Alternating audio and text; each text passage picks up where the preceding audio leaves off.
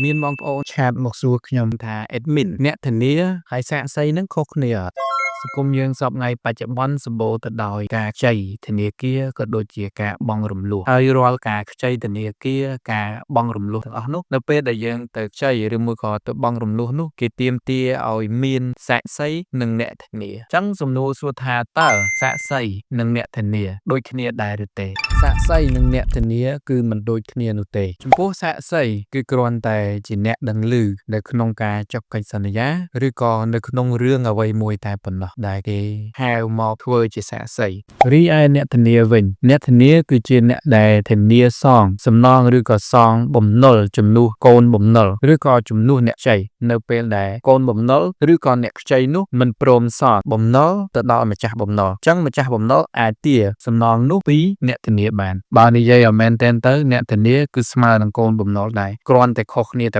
ប៉ុណ្ណេះទេខុសគ្នាត្រង់ថាតលតែកូនបំណុលនឹងមិនសងឬក៏កូនបំណុលនឹងរត់គេចមកម្ចាស់បំណុលគេនឹងមកទារលុយឬក៏ទារសំណងនឹងពីអ្នកធានានឹងឯងអញ្ចឹងបងប្អូនប្រជាពលរដ្ឋយើងមុននឹងទទួលធានាឲ្យគេអ្វីមួយសូមមេត្តាប្រុងប្រយ័ត្នឲ្យមែនតែនហើយជាពិសេសនោះគឺគុំឆាប់ទុកចិត្តមិត្តភ័ក្តិម្នាក់ខ្លើមពេកហើយករណីខ្លះគឺមានចេះទៀតចងការឯកជនអញ្ចឹងហើយគេរោឲ្យធានាស្រាប់តែទៅធានាឲ្យគេហើយគេឲ្យ100000 200000ថ្លៃ